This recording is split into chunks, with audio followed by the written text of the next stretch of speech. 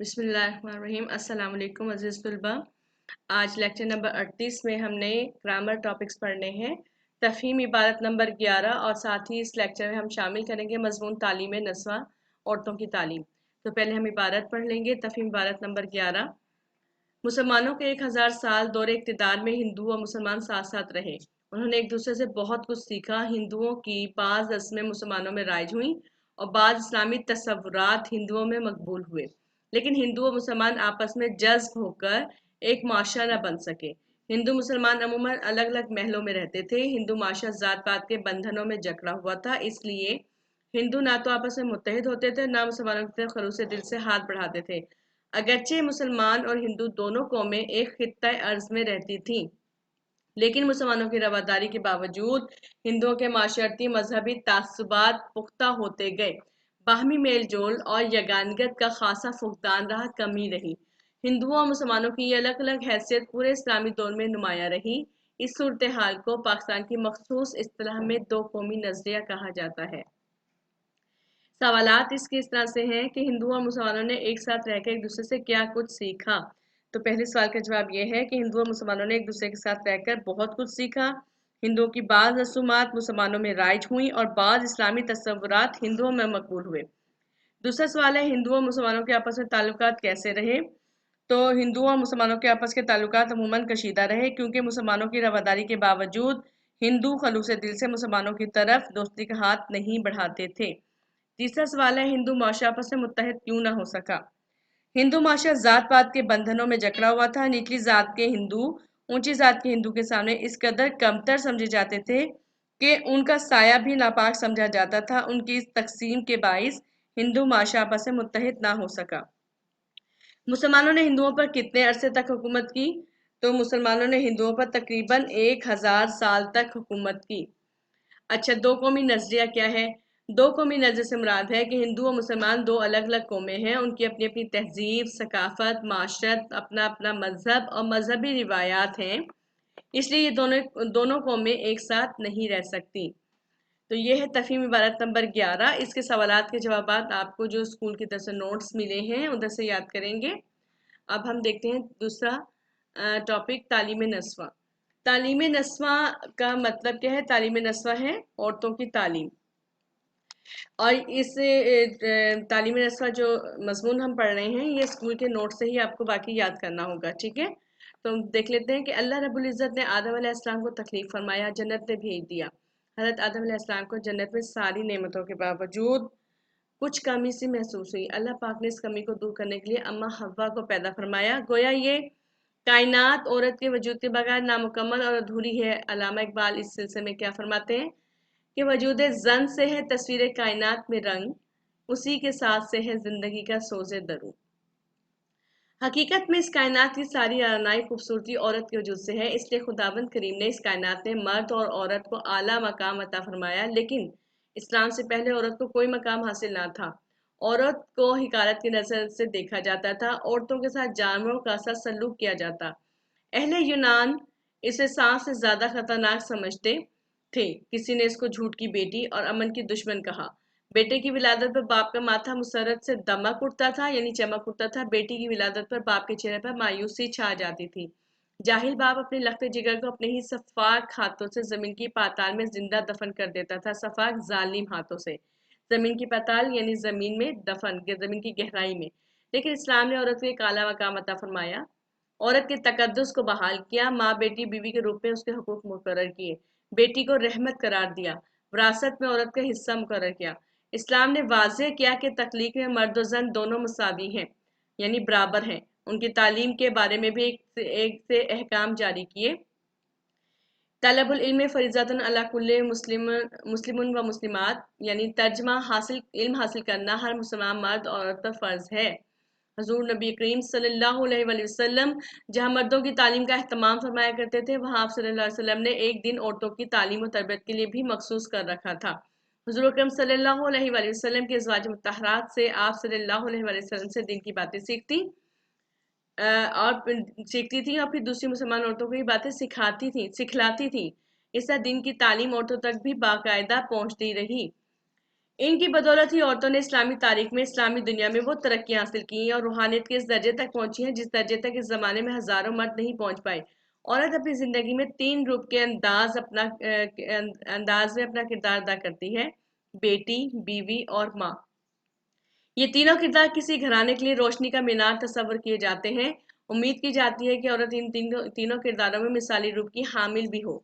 अगर बेटी तालीम याफ्ता है तो वो माँ बाप के लिए राहत का सबब बनती है, अपने छोटे बहन भाइयों की सही तरबियत कर सकती है।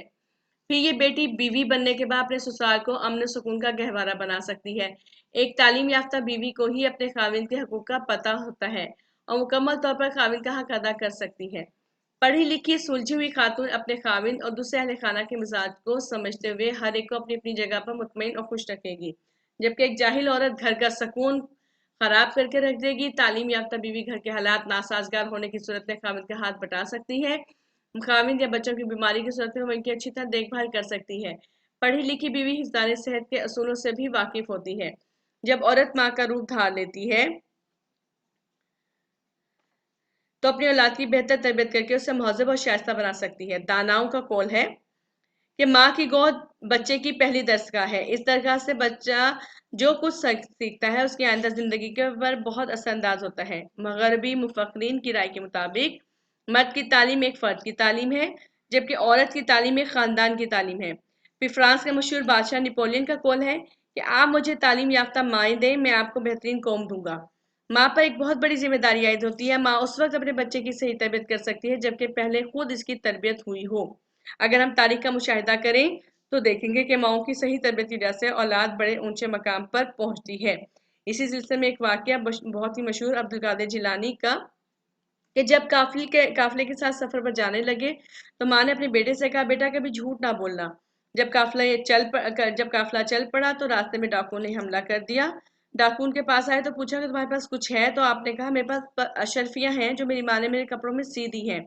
इस सच बोलने पर सब डाकू मुतासिर हुए, ताइब हो गए और इससे साबित होता है कि औलाद की तरबियत में माँ का बड़ा हाथ है।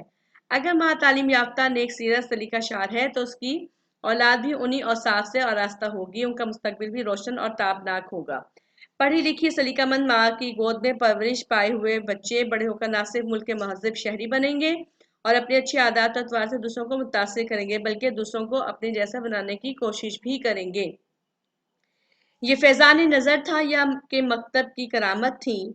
सिखाई किसने इस्माइल को आदाब फर्जंदी? इस्लाम ने औरत का हकीकी मकाम वाज़ेह किया। इस्लाम ने इजाज़त दी कि अगर किसी मजबूरी की बिना पर औरत को घर की चार दीवारी से बाहर कदम रखना पड़े तो वह ऐसा कर सकती है। ये सिर्फ उस सूरत में मुमकिन है कि जब औरत तालीम याफ्ता हो। अनपढ़ औरत ऐसा नहीं कर सकती। औरत के लिए बेहतरीन और मुअज़्ज़ज़ पेशा गर्ल्स स्कूलों कॉलेजों में तालिबात को पढ़ाना है। इसका माशी मसला भी हल हो जाएगा, खिदमत खल्क भी हो जाएगी, क्योंकि अगर वो 1 घंटा में 50 लड़कियों को तालीम देगी तो इस कोई कौम की 50 बेटियां इनके नूर से मुनव्वर होंगी जो आइंदा नस्ल के लिए बेहतरीन किरदार अदा कर सकेंगी। इसके अलावा मखलूत अस्पतालों में इसके अलावा देखें, मखलूत अस्पताल में मर्दाना वार्ड के लिए वार्ड बॉय, जनाना वार्ड में नर्सों का तयन ज़रूरी है। ठीक है, क्योंकि इसमें निस्वानी अमराज के इलाज के लिए लेडी डॉक्टर का होना भी बहुत ज़रूरी है। अब यहाँ पे देखेंगे आगे कि हमारी नामवर मुस्लिम खवातीन की मिसाल हमारे सामने है जिन्होंने दौरान जंग जख्मियों की मरहम पट्टी भी की। इन मुलाजमतों के लिए औरतों की तालीम बहुत ज़रूरी है, लेकिन शरीयत की हदूद के अंदर रहकर हो। मखलूत तालीम ना हो। मखलूत तालीम यानी कि जो को एजुकेशन होती है। को एजुकेशन यह जिसमें लड़के और लड़कियां इकट्ठे तालीम हासिल करें। मखलूत तालीम ना हो। हुकूमत औरतों के लिए अलग तालीम का बंदोबस्त करे। मुकम्मल पर्दे का इंतजाम हो। अगर शरीयत की हदूद का ख्याल ना रखा जाए तो वो औरत बजाय माशरे की तरक्की के तनज़ली का बायस बनेगी, बेहयाई फैलेगी। औरत की तालीम का मकसद ये नहीं कि मर्दों की तरह फैक्ट्रियों में मुलाजमत करे। मर्द और औरत के लिए आज़ादाना माहौल माशरे में बहुत सी खराबियाँ पैदा करता है। तालीम नस्वा का बुनियादी मकसद औरत में तालीमी काबिलियत पैदा करना, उसे इस काबिल बनाना है कि घरेलू ज़िंदगी को सही खतूत पर इस्तवार कर सके। तालीम का मकसद इसे चाहखाना बनाना है, ना कि शमए महफिल। हमारी बच्चियों को मगरिब की तहजीब के बजाय इस्लामी रिवायात को अपनाना चाहिए। ऐसा ना हो कि तालीम से औरतें अपने मकासद से दूर हो जाएं, मगरिब की पैरवी शुरू कर दें। बकौल शायर, जिस इल्म की तासीर से जन होती है नाजन, कहते हैं इसी इल्म को अरबाब नज़र मौत। तालीम नस्वा से मुतल्लिक तमाम पहलुओं पर गौर करने के बाद नतीजा खज होता है कि औरत का असल जेवर तालीम है, लेकिन ये तालीम सिर्फ दुनियावी नहीं बल्कि दीनी होनी चाहिए, दीनी भी होनी चाहिए। सोना चांदी जहेज इसका जेवर नहीं बल्कि इसका असल जेवर उसकी सही तरबियत और उसकी तालीम है। किसी शायर ने बजा कहा कि बेटी के लिए जेवर तालीम से बढ़कर तोहफा किसी बाबुल का कोई और नहीं है। इसलिए ज़रूरी है कि जिस तरह हम लड़कों को तालीम दिलवाते हैं इसी तरह लड़कियों को भी तालीम दिलवाई जाए, ताकि उनकी सही तरबियत हो और शऊर बेदार हो, ताकि उनकी सलाहियतें भी उभर सकें और कौन कौन से फ़ायदा हो। इसके लिए कोशिश की जाए कि हुकूमत बच्चों और बच्चियों के लिए अलहदा तालीम का बंदोबस्त करे, पर्दे का मुकम्मल इंतज़ाम हो, जिस तरह इस्लाम ने हमें तालीम दी है वैसे ही उन पर असरात भी मुरतब हों। अजीज तलबा, आज का लेक्चर ये इतना तालीम नस्वा जो मज़मून हमने पढ़ा, उम्मीद है आप इसको अच्छे से दोबारा पढ़ेंगे। आप इसको पढ़ने के बाद जो आपको स्कूल की तरफ से नोट्स दिए गए हैं आप याद भी उसी में से करें। बहुत ही आसान सादा अल्फाज में लिखे गए नोट्स हैं जो आपके लिए फ़ायदेमंद साबित होंगे इंशाल्लाह। अपनी दुआ में याद रखें। इंशाल्लाह फिर नेक्स्ट लेक्चर में आगे हम सबक पढ़ेंगे। तो जब तक के लिए अल्लाह हाफिज़, अस्सलाम वालेकुम।